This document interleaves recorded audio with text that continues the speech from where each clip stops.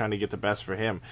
I would assume Cash is probably asking for around what Chase said in the chat here, at least $3 million, which is a lot of money, but he's asking probably 1 or 2 years at that, and then going out to prove himself that he deserves more. And I would assume Bob is kind of asking the same, what he was doing for Brandon Montour, around $1.5–2 million for a 1 or 2 year deal and a bridge deal. I think that's the deal that ultimately gets worked out. You saw the only outlier for that was Rickard Rakell, who signed like a 5-year deal at $3.8 million, which was insane. And then look at the success he's had. So I don't know. We'll see. I think Cash is probably asking for a lot, because if he got 19, he doesn't have as much leverage. But when he's got 20 goals, you've kind of hit that marker, and you can kind of ask for a little bit more. I kind of feel that I'm going to side with Bobby on this one, though, man. And how many times do I look at Bob Murray and feel like he's making the correct decision? But in the case of judging Brandon Montour and judging Ondrej Kase and Nick Ritchie, I got to side with him on this, because you got to show me, man. Show me what you can do. Yeah, you did it once. Let's see you do it again, and then again, maybe again, at least one more time. I mean, Kase puts up 20 goals again.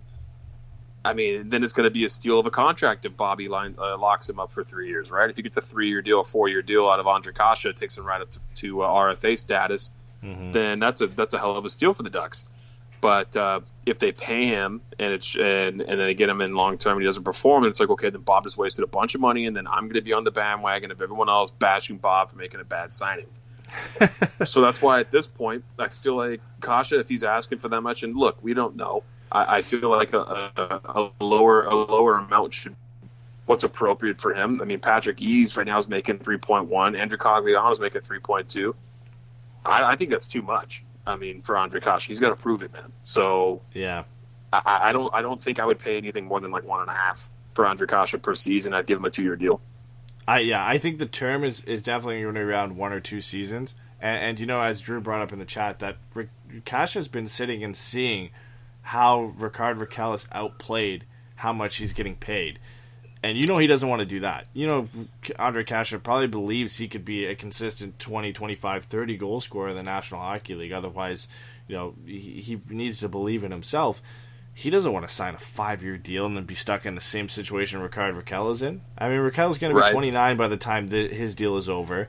And if he's a consistent 30 goal scorer, this is easily one of the best contracts in the entire National Hockey League, because he's making under $4 million per year. The cap's just going to continue going up. So I could see the term, I think, is something we can easily guess, where it's going to be probably 1, 2, 3 years at max, if that. You're kind of getting away from a bridge deal with 3 years. It's just the value. I'm sure that they're split apart on, otherwise they would have already signed a deal.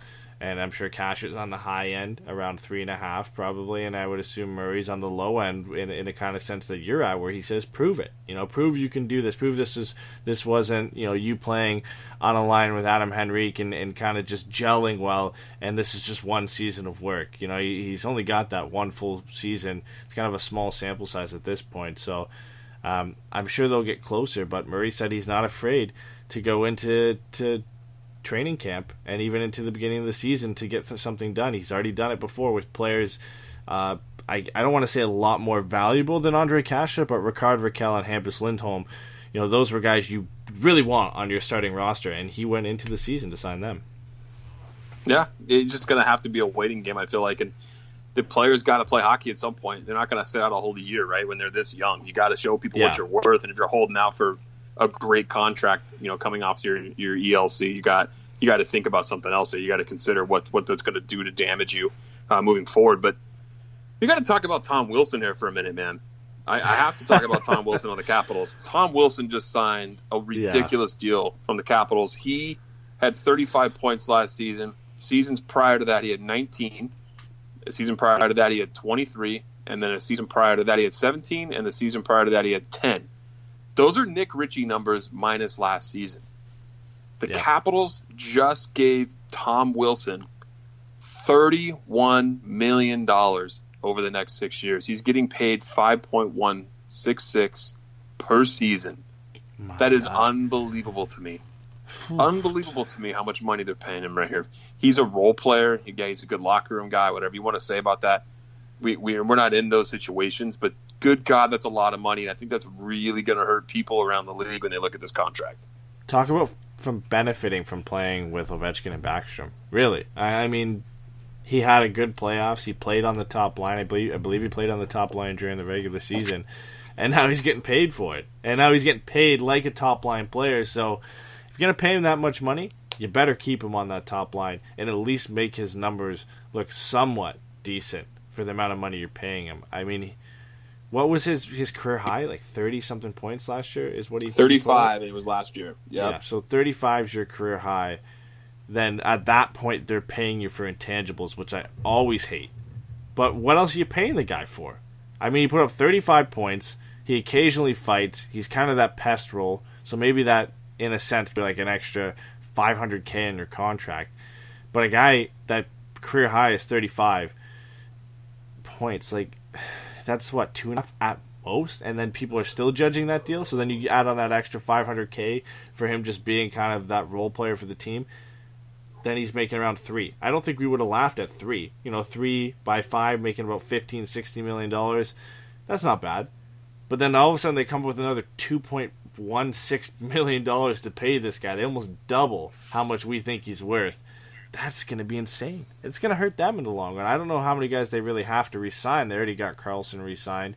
They've already got Holtby, Backstrom, Ovechkin locked into long-term deals. I believe Kuznetsov as well. So it's not like they have anybody they really have to sign coming up. But that's going to be an ugly contract. Even it already looks ugly, but after next season when he puts up like another 35 points, if that, it's going to continue to look pretty bad. He has 35 regular season goals in 5 years of being a Washington Capital. He's getting paid like a guy who scored 35 goals last year. Dude, that's unbelievable to me how much money they're paying this guy. And he's their PIM leader every year, already 187 penalty minutes last season. He's always in the box. He's a tough guy. He walks the line. He gets suspended. And I like that kind of player. I mean, he's a power forward, I guess, without the scoring touch so much. Yeah. He's only 24. If he turned a corner, let's say next season he puts in 20 goals, 25, 30 assists, and he gets stronger than this last season, then that's a hell of a deal, right? You have a guy who's putting up 45, 50 points for $5 million. I just don't see Tom Wilson being that player. I don't even know, even if he puts up 50 points and continues to play the same physical style, that it's a hell of a deal. I think at that point, that's probably the right deal for a 50-point guy on the wing who plays that on-edge style. I think then he's getting paid what he's worth. But, oh my God, I always hate teams paying for the intangibles, but that just, you can kind of tell that's what they're doing in this sense. And then, of course, winning the Stanley Cup, playing on the top line, that helps you. But some teams just have to learn to walk away, really. I mean, if he's asking for that much, not going to come down for it, say, oh, okay, go ahead, walk. We'll see what you're going to get elsewhere. We can't afford to pay that. We know you're really not going to be worth that down the road. And we don't really want to screw our team over for the next 6 seasons. Like, sometimes you gotta say, even if the fan base is gonna get pissed off, of course, if Washington let him walk and if none of these details would have got released, fans would have been pissed off. But now you look at what they signed him for, and I'm sure Washington fans are happy that he's back. But definitely, I don't think anybody is happy with this contract. That's a lot of cash, man. Good for him. Good for Tom Wilson, dude. I'm not hating on that guy. This just goes to show you, man. What have I said? These GMs don't know what they're doing, my friend. They don't know what they're doing when they make these deals. I mean, good God. Does it have a no-move clause in it? Let me see. It has a no-trade clause for the last 3 seasons, which is just, it makes it even worse. So last 4 seasons. The times you'd be considering trading him, you can just say no. That's insane. He's going to be 30 years old when this contract expires. He'll rack up $30 million. Good for Tom Wilson, though. I mean, he gets a hefty raise, right? So, I mean, what are you going to do, man? He went from $2 million a year up to 5.1, and that's what I want to transition to now is Nick Ritchie is yet to sign. Nick Ritchie's going to be looking to get paid some money. He sees a contract like this, and he's like, hey, I'm a similar kind of player. I'm 2 years younger. I'm coming off my ELC, and I want to get paid. I've had 2 seasons with Anaheim. I have 28 points and 27 points, respectively. He's kind of been on par. He played a little bit of his first season, 33 games, so my bad, 3 seasons, but he only played a little bit his first year. How do you think this is going to affect Bob Murray now and Nick Ritchie? I think it affects Nick Ritchie. I'm sure he looks at that and his agent looks at that and says, you know what? We've put up more points than this guy. over the last couple of seasons, or close to it at least, 28 points and 27 points.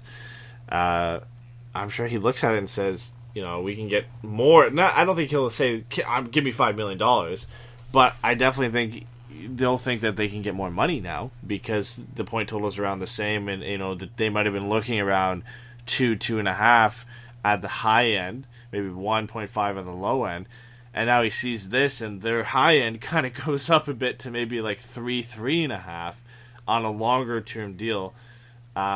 It's an interesting situation. I thought this would probably be the easiest of the three between him, Montour, and Ondrej Kase.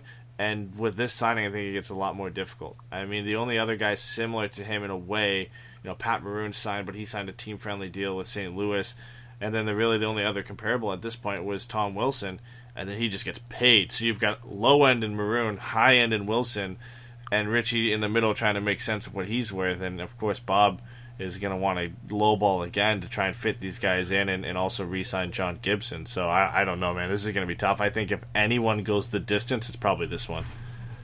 Yeah, it's going to be tough to see what they come up with. I'm sure Bob lost whatever little bit of hair he had left on top of his head when he saw this thing come out tonight on Twitter. Yeah, he probably called the Caps and was like, "What the hell are you guys doing to me over here? You guys are just overpaying for a guy who's a borderline goon." And now I got a Nick Ritchie over here who thinks that he plays similar style hockey, which he does, and now he wants to make $3 to $4 million bucks. So just that's going to be a tough contract for Bob to work out with Ritchie. I like Nick Ritchie's game on the fact as long as he's playing on a bottom six role. I don't think that he's made use of his opportunities to play in the top six unless he turns some sort of corner here at 22 years old, in which he possibly could. But I think we kind of know what we're going to get with Ritchie.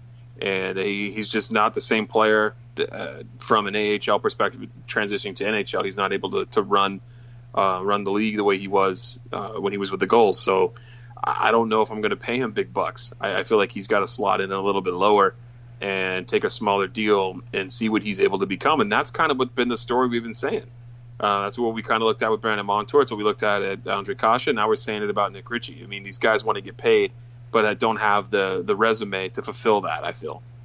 Yeah, I think with Montour and Kase, it's a small sample size of some really good hockey on their part. Montour had a great season, Kase had a great season, and we've only seen that one season.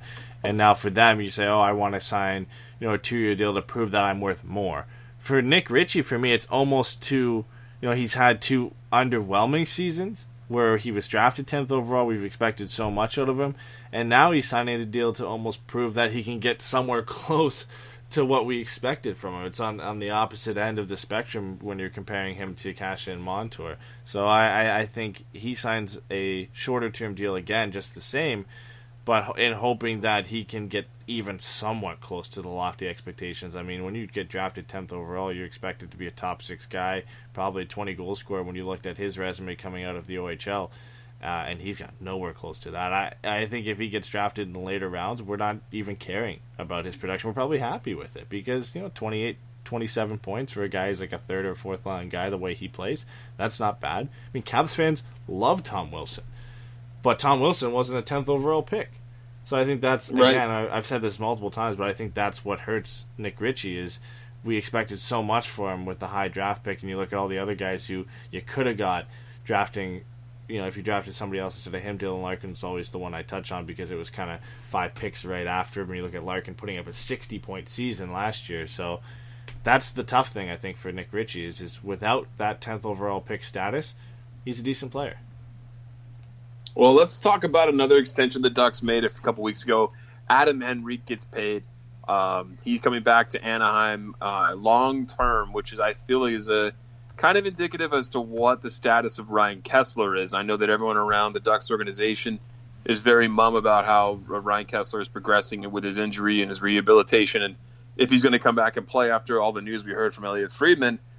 But Adam Henrique, my friend, is back. He signs a 5-year deal. He gets an annual average of, I think it was $4 million a year. No, that's his current contract.